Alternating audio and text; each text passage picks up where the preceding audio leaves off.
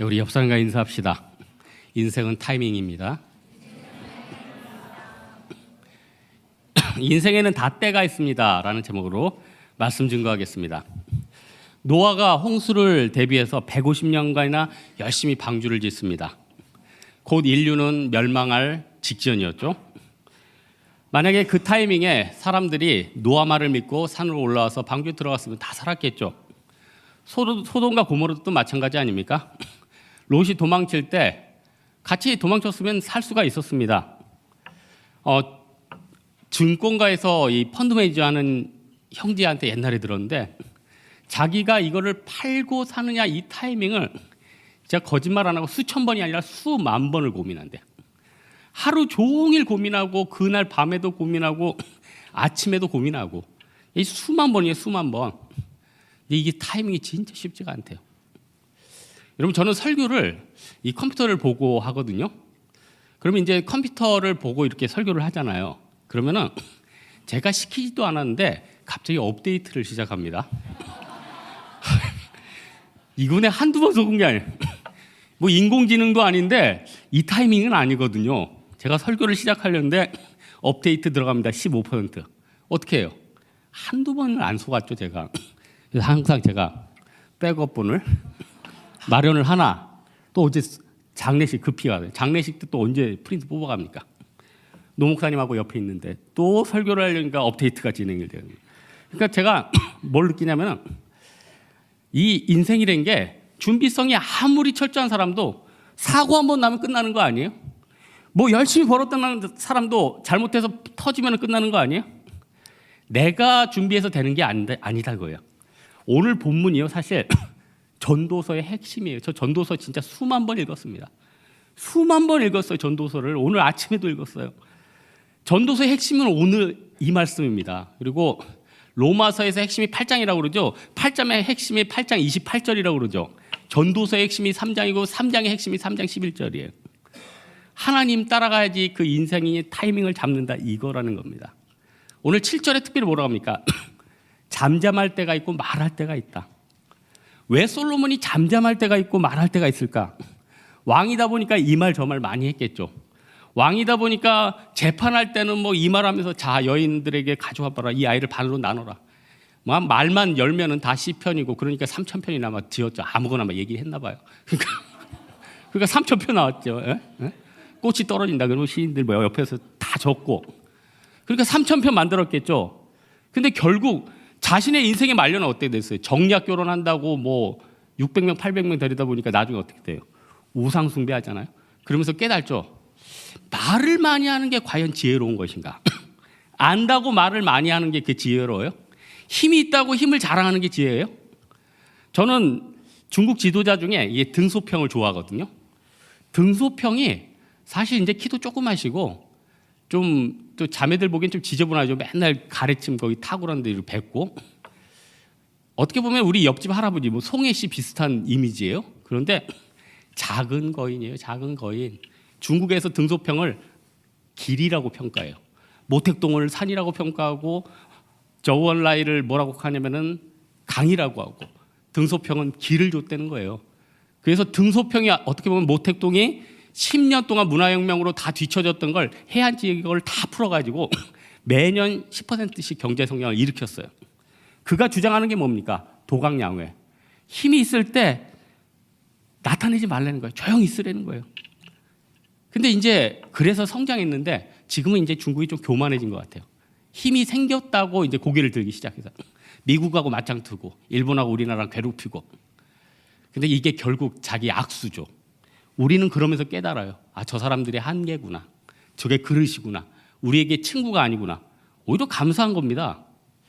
여러분, 이 사회를 흐르는 굉장히 중요한 맥락, 흐름이 하나 있고, 교회도 마찬가지고 여러분 직장도 마찬가지인데 굉장히 강력한 감정이 하나가 있어요. 시기 질투예요. 시기 질투. 누가 잘 되는 거 보면은, 여러분 이제 친척 모임 해봤죠? 누가 잘 된다 그러면 이제 진짜 미치는 거죠. 잠 못 자는 거죠. 우리나라 속담 중에 웅변은 금, 침묵은 금, 이 말이 겸손해라 이것도 있지만은, 어떻게 보면 침묵함으로써 쓸데없는 공격을 막는다는 거예요. 이거 굉장히 중요한 지식이에요. 지혜예요.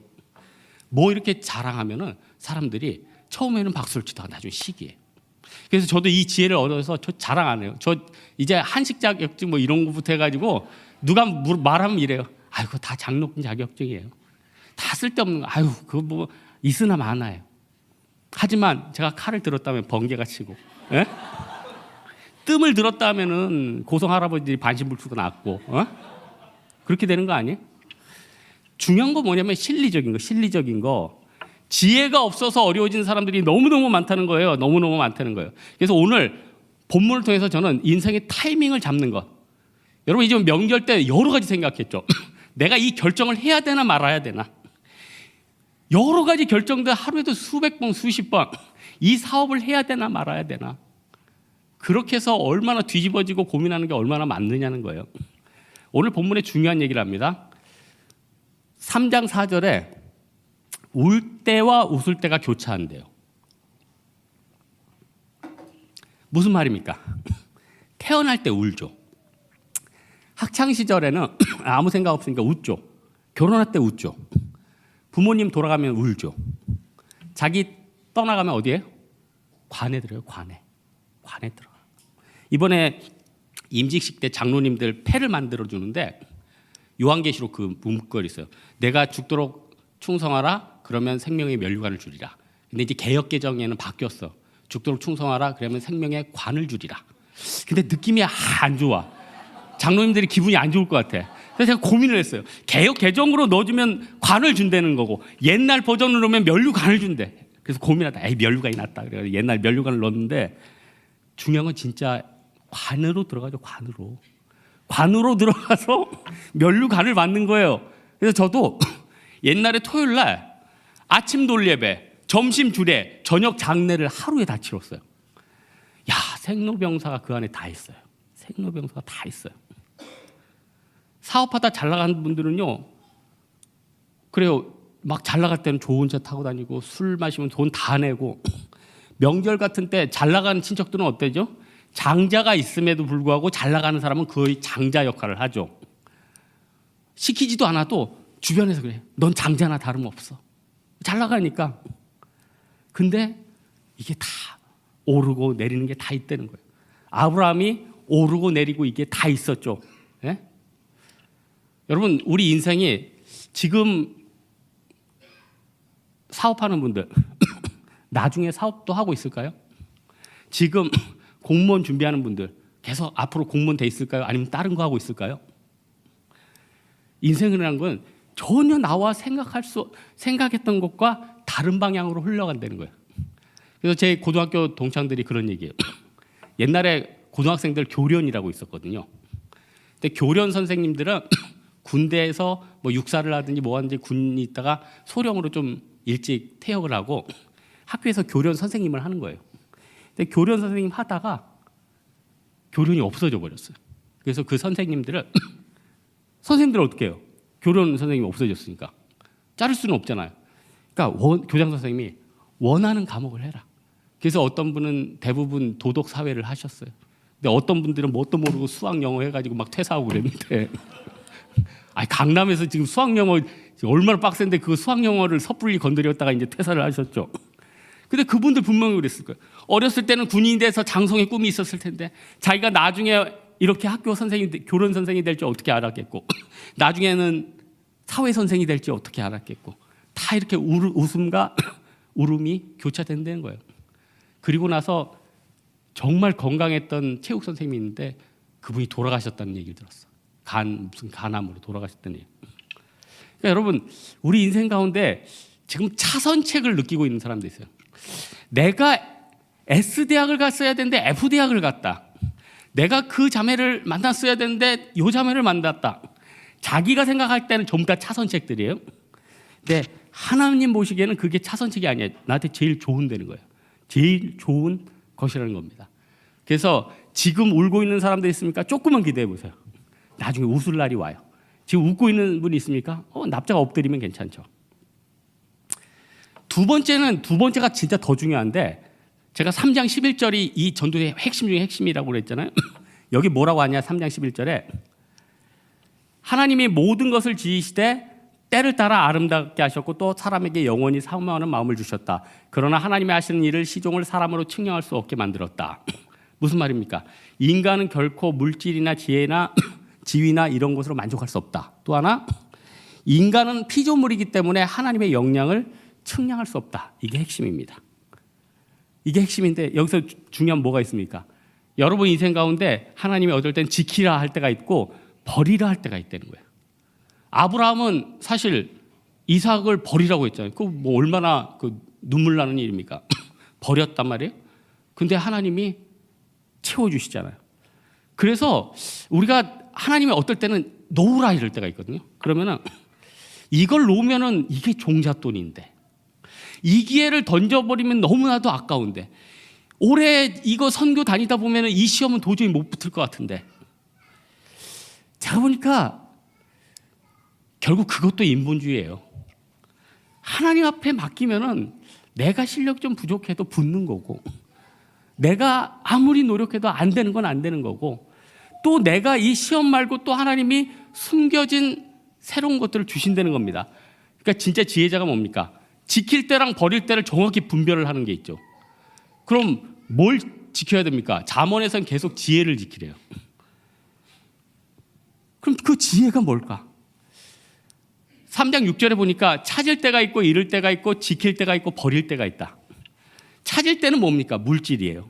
근데 이거 어떻게 계속 지키겠어요? 완전히 늙으면 더 써보지도 못하겠죠. 엘빈 토플러가 옛날에 어떤 책을 썼냐면은 부의 미래라는 책을 썼어요. 부의 미래라는 책의 핵심이 뭐냐면은 우리가 생각하는 화폐가 부가 아니다. 이런 이게 핵심이에요.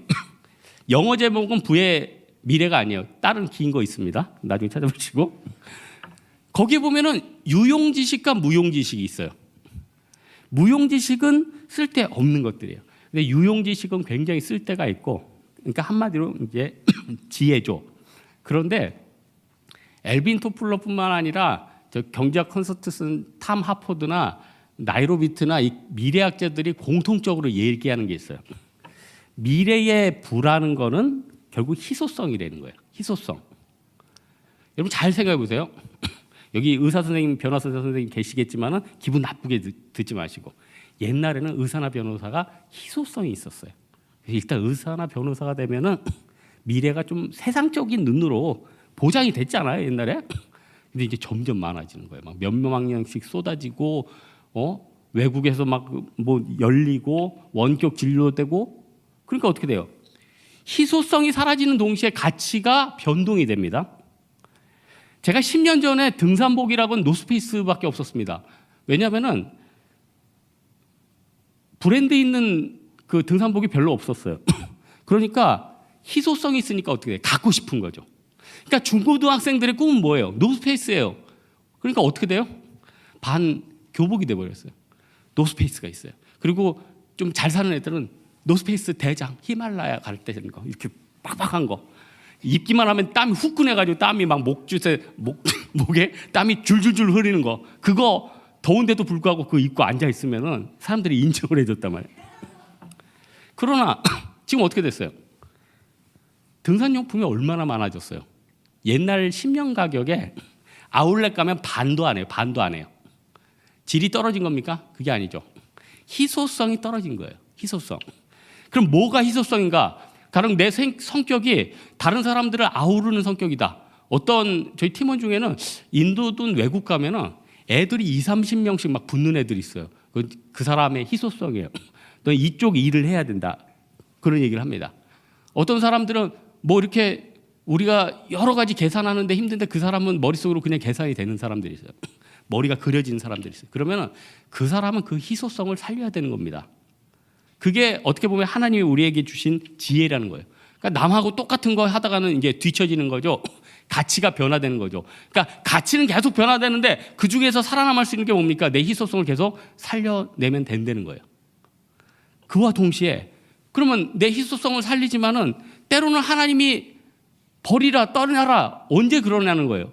여러분 제가 아까도 말씀드렸지만 여러분 선택할 게 이제 수백 가지죠. 수십 가지죠. 요즘도 이 문제를 놓고 이걸까 저걸까 고민하는 거 여러분 있지 않습니까?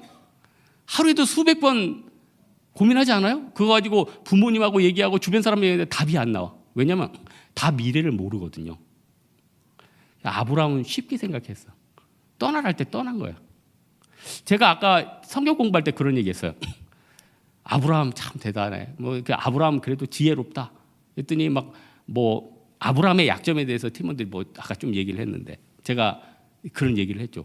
아브라함이 어떻게 보면 자기 아버지 데라 우상 그거 만들고 굉장히 부자였잖아요. 전승에 보면은 아브라함 형이 하란인데 아버지 어쨌든 무슨 우상 숭배 문제로 죽었대. 아브라함이 둘째죠. 근데 이제 아브라함이 그냥 있었으면 장자권도 받고 풍성했는데 하나님이 떠나라는 인도함 받아서 떠났어요. 떠나서 한참 가다 보니까 도시가 하나 나왔는데 그 도시 이름이 하란이에요. 자기 형 이름이 뭐예요? 하란이에요. 자기 형이 죽어서 떠나서 왔더니 하란이라는 도시 머물렀대요. 그리고 그 하란에 있다가 75세 때 드디어 더 떠나죠. 아브라함에게 기준은 무엇이었습니까? 하나님이 지혜 주셨을 때. 사실 자기가 안주하고 안 떠나도 됐을 때. 그러니까 여러분 우리가 어느 조직이든지 직장이든지 관계든지 언제 떠나야 되고 언제 깨야 됩니까? 내가 이 관계를 끝내버리고 싶다, 떠나고 싶다 이럴 땐 절대로 떠나면 안 돼. 내가 편안하고 주변에서 나를 다 잡고 내가 아주 좋을 때 요때 떠나야 돼요. 그래야지 에너지가 있어요. 그래야지 그 에너지를 가지고 새로운 일들을 할 수가 있다는 겁니다. 지금 한국 사회는 다 뭐라고 얘기하냐면은 다 떠나라고 얘기해요. 피곤하게 일한 당신 떠나라. 응? 이 조직 떠나라. 교회 떠나라. 우리 한국 공동체는 원래요 마을 공동체였어요. 같이 둘에 농사 짓고 서로 돕고 같이 김장하고 그러다가 어떻게 됐습니까? 마을 공동체가 깨졌어요. 그 마을 공동체가 깨지니까 어때요? 이제는 대가족 중심이에요. 대가족 중심이 돼서 대가족끼리 이렇게 도와주고 해요. 그러다가 이제 시간 지나면 어떻게 돼요? 형제자매 있을 땐 좋다고 이제 또 자식 새끼들이 생기고 그러면 어떻게 되죠? 핵가족 중심으로. 그래서 저희 어머니 아버지 8남매인데 굉장히 끈끈했거든요. 명절 되면 다 모이고 어디 가고 미리 저기 묘지 같이 사고 다 묻힐 때 있고 그랬는데 이제는 자녀들이 있고 하니까 자기들끼리 다 흩어져서 모이는 거예요. 외국 여행 가고 예배 드리고. 그러니까 막다 틀리다를 떠나서 이게 사회 트렌드라는 거거든요. 이 트렌드 때 누가 결정해야 됩니까? 내가 결정을 해야 되는데 어떻게 됩니까? 내가 하나님 앞에서 고민하지 말고 지켜야겠다 그러면 지키고 떠나야겠다 그러면 떠나고 그때 하는 게 중요하다는 거예요. 하지만 감이 있잖아요. 내가 지금 할 수 있는 거 지금 열심히 해야 되죠.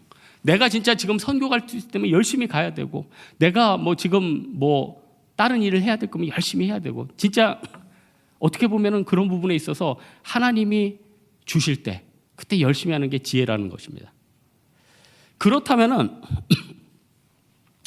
마지막으로 하나님께서는 또 우리에게 열매를 거두는 게 중요한데 열매를 거두기 위해서 최소한 씨를 뿌리라고 얘기하십니다.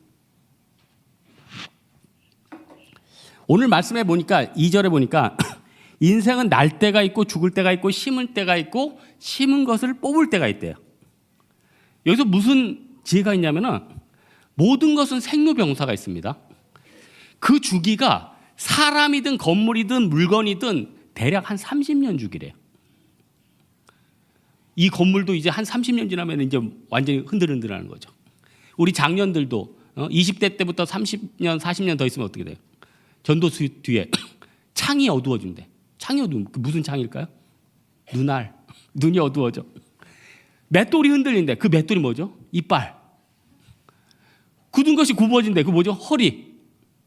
그러니까 나이 들면 어떻게 돼요? 키가 줄고 가뜩이나 작은데 키가 줄고 이빨이 흔들리고 연약해지는 거죠. 그래서 우리 어떻게 해야 돼요? 요가 해야 돼요. 무너진 척추를 펴줘야 돼. 에? 이게 장난인 줄 아네? 점점 몸이 굳어진다니까 요가 해야 돼. 필라테스 해야 돼요. 지금 어떻게 보면 말씀보다 더 중요한 얘기하네. 보강해야 돼. 보강해야 돼. 이제는 우리가 전략을 바꿔야 돼요. 이제는 오래 삽니다. 이제는 청춘이요. 옛날에는 20대부터 30 초반인데 이제는 35세부터 40대까지가 청년이야. 진짜로. 여러분 시골 가봐요. 예? 할머니 할아버지들 70대인데 그분들 뭐 눈 안 보이고 그래요? 막 운전하고 다니고 더 잘 돌아다니고 예? 둘레길 걷고 막 이러죠. 이제 바뀌었어요. 그렇다면은 내가 인생 끝났다는 게 아니라 지금 내가 심을 수 있는 것도 심어야죠. 아니 지금 저는 너무 답답한데 답답한 게 아닌데 좋은 거니까 여러분들 지금 시작하면은 이 세상 150개국의 언어 하나 하면은 대부분 1년 아니면 끝나거든요. 1년 아니면 그 나라 가서 뭐 놀고 사업하고 뭐 다 할 수 있어요. 어떤 언어도. 하나님이 우리 머리에 얼마나 대단한 능력을 주셨냐면 옛날에 EBS에서 서번트 신드롬이라는 그런 프로를 했죠. 거기 보니까 하나님이 우리 인간에게 주신 능력이 어마어마하대요. 한 영국인은 일주일에 한 개국 언어를 완벽하게 해요. 한 개국. 그래서 사회과학자들이 전 세계에서 가장 어려운 언어를 꼽았지. 거기 우리나라가 한 3위 들어가더라고요. 1위가 무슨 라투리아인가? 하여튼 짜투리 말고 라투리아, 내가 그건 정확히 모르. 그 언어가 있고 2위가 핀란드어고 3위가 하여튼 한국어였어요. 근데 그 1위 제일 어려운 국어를 일주일 동안 가르쳐 주는 거예요. 그거를 가르쳐 주는 대학교 선생님이 말도 안 되죠. 전 세계에서 제일 어려운 언어를 일주일 안에 일주일 동안 알파벳부터 시작해가지고 나와서 방송을 하는데 인터뷰를 완벽하게 소화를 했어요. 완벽하게. 그거는요, 하나님이 우리 뇌에 엄청난 가능성을 줬다는 거예요. 요즘 베스트셀러 중에 하나가 뇌의 가동률을 높이라, 뭐 일본 저자가 쓴 거예요. 제가 어제 쭉 킵해서 읽었는데 그 사람은 40살부터 뇌 훈련을 해가지고 일본에서 기억력 테스트 1등, 세계에서 1등을 했어요. 40대부터 시작해서. 우리 언어는 우리 뇌는 능력은 어마어마하다는 거예요. 그렇게 보면은 여러분 베트남어 한번 해보고 싶지 않으세요? 네팔 한번 해보고 싶지 않으세요? 말레이시아어 한번 해보고 싶지 않으세요? 저는 너무 하고 싶어. 난 솔직히 하면 자신 있어요. 죄송합니다. 그 말. 지금부터 하면 1년 안에 충분히 커버 끝날 것 같아요. 근데 안 하는 이가 있지. 중국어 해야 되죠. 에? 중국어 해야 되잖아요. 그리고 영어도 좀 해야 될 거 아니에요. 그러면은 그것까지 하다가는 전 뭐 뜸뜨지, 요리해야지, 필라테스 해야지. 나 그럼 어떻게 해? 평생 배우다 죽어야 돼요? 그건 아니잖아. 그러니까 내가 할 수 있는 만큼만 저도 제한돼서 하는 거예요. 그러면은 막연히 고민하는 여러분은 고민할 거 없지. 그냥 하나 잡고 하면 되는 거죠. 어떤 분은 그래요. 지금 목사님 인공지능에서 지금 번역기 돌리면 90% 다 돌아가요. 여러분 계산기 나왔다고 수학 안 합니까? 인공지능이 바둑 이겼다고 이제 바둑 안 둘 거예요? 이런 것들이 어떻게 보면은 여러분 나중에 치매도 방지되고 그리고 번역기로 가는 거랑 이렇게 정감 있게 말하는 거랑 오히려 나중에는 그쪽 나라 언어 잘하는 사람은 오히려 더 희소성이 더 커요. 여러분 지금 하나님 앞에서 뿌릴 건 뿌리십시오. 아니 10년 전에 매달 힘들어도 10만 원씩 넣어놓은 사람은 지금 얼마 돼 있어? 복리라며. 지금 뭔가 또 해볼 수 있는 종잣돈이 되는 거 아니에요? 10년 전부터 매번 공부를 한 사람들은 그 언어가 어떻게 돼 있겠어요? 독보적인 존재가 돼 있을 거 아니에요? 그러면 똑같은 직장에 있다가도 그거 하나가 좀 독특하기 때문에 그 사람 채용되는 거 아니에요? 10년 동안 엑셀을 했어봐요. 예? 10년 동안 뭐 검색의 달인이 됐어봐요. 그러면은 그 직장이나 어디에서 독특한 나만의 경쟁력이 되는 거예요. 내가 기존에 갖고 있던 능력과 요 능력이 시너지가 발휘돼가지고 엄청난 사람이 되는 거죠. 그러니까 어떻게 됩니까? 그때 딱 뿌려야 돼요. 그래서 제가 너무 요즘 답답한 게 요즘 뉴스 보면 뭐 유치원생들 뭐 이제 영어 못 가르치고 뭐 물론 사회 문제가 있으니까 영어 이제 그만 가지고 참 진짜 전 답답해. 물론 저야 아이도 없는 사람이기 때문에 신경 안 써도 되지만 그 나이 때에 그 스펀지 같을 때 그때 언어를 해야 되거든요. 저 30대 때 중국학원 4년 다녔는데 초등학생이 들어와가지고 한 6개월 지나니까 저보다 더 잘하고 막 하는 거고 막 살리에르, 사울 막 돼가지고 막 그 분노가 대단한데 어렸을 때 기회를 주는 게 얼마나 중요해요. 어렸을 때 제가 볼 때는 공부도 열심히 튀고 그때는 공부할 때입니다. 진짜 공부할 때. 그래서 제가 아까 얘기했지만 제가 옛날에 생활 스포츠 3급 그 자격증 따고 교육을 2달인가 받아야 돼요. 그러니까 서울대랑 연대랑 경희대 원하는 데 가서 그걸 수료를 해야 되는 거예요. 그래서 이제 제가 시험을 경희대에서 봤기 때문에 연대가 가까워서 여기로 가려다 그냥 경희대에 갔어요. 근데 그거 잘 갔지. 거기가 그 체육학과 교수님들이 잘하더라고. 거기서 그 교수님한테 배운 용어 중에 굉장히 와닿는 게 있었어. 기회의 창이란 개념이 있더라고. 이거는 운동하시는 분 알 거예요. 2가지가 나는데 기회의 창이랑 하나는 이제 단백질 아니 그 탄수화물 통해 가지고 체력을 확 올리는 거 2개는 아주 기억나요. 유용했으니까. 2번째 거로는 이제 빡센 등산할 때 힘을 확 끌어올리는 건데 그거는 다음에 얘기하고. 첫 번째는 기회의 창이에요. 운동을 열심히 하면은 몸이 확 열려요. 1시간, 2시간 정도 하면 몸이 확 열려요. 그 순간 단백질, 고기죠. 고기를 먹으면 그 30분 동안 몸에 흡수가 돼서 이게 근육으로 탁 만들어져. 1-2시간 동안 하고 평소에 먹는 거 말고 여러분 평소에 먹는 게 다 근육 됐으면 지금 다 근육면이 돼. 지금 근육 아니잖아. 비계잖아 지금. 에? 그냥 먹는다고 다가 아니니까 기회의 창 때 먹어야 돼. 근데 여기서 딜레마가 하나 생기죠. 운동을 열심히 해서 몸이 확 열렸는데 삼겹살이 먹혀요? 아니 생각해보세요. 열심히 운동을 해서 몸이 확 열렸어. 이제 단백질을 먹기만 하면은 근육이 딱 붙어. 근데 1-2시간 뛰고 열심히 뛰고 물론 맥히는 사람도 있더라. 근데 일반적인 사람들은 잘 안 먹힌다고요. 그래서 여러분 헬스장 가보면은 뭐 쉐이크 같은 거 해가지고 마시죠. 그게 단백질 쉐이크예요. 그게 음료가 아니라 몸에 흡수하기 쉽게 물에다가 단백질을 녹여가지고 그 시간에 먹어주는 거예요. 근데 그 개념도 없는 애들은 남들 운동하니까 같이 따라 마셔. 그러다 살만 찌는 거예요. 예? 그게 기회의 창의 이론이에요.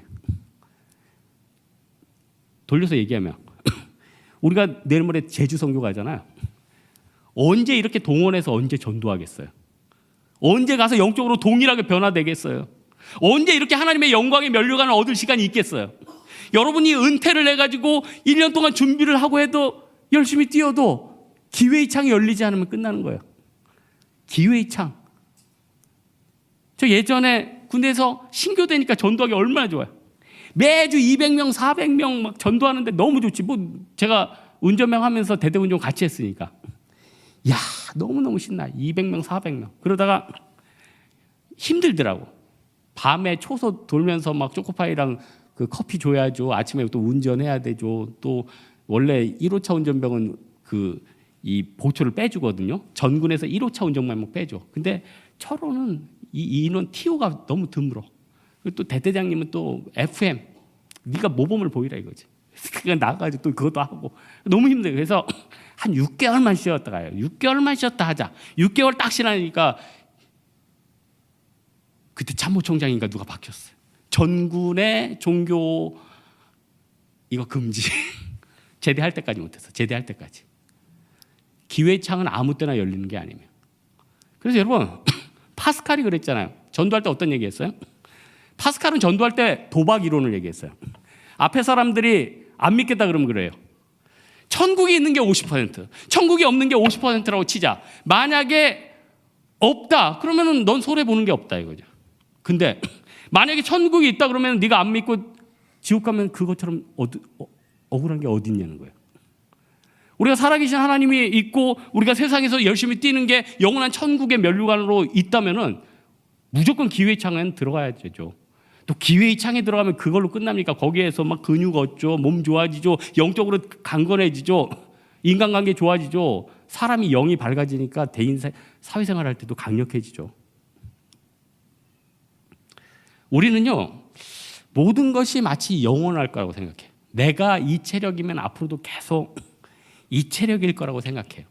우리 앞에 좋은 스승들이나 좋은 동역자들이 있으면 계속 이 사람이 있을 거라고 착각을 해요. 모세도 120세까지 눈이 어두워지지 않았으니까 모세도 계속 있을 것 같았죠. 솔로몬도 입만 열면은 막 그 지혜가 흘러나오고 자문이 흘러나오니까 영원히 있을 것 같았죠. 하지만 솔로몬은 어떻게 됩니까? 헛되고 헛되도 나고 꽤. 모세 어떻게 됩니까? 느보산에서 바라보다 꽤. 후손들 어떻게 됩니까? 어떤 애는 우상 숭배하고 있고 다 그렇게 되는 거예요. 우리가 열매도 너무 길게 보지 말고 그때그때 보는 게 중요하다는 겁니다.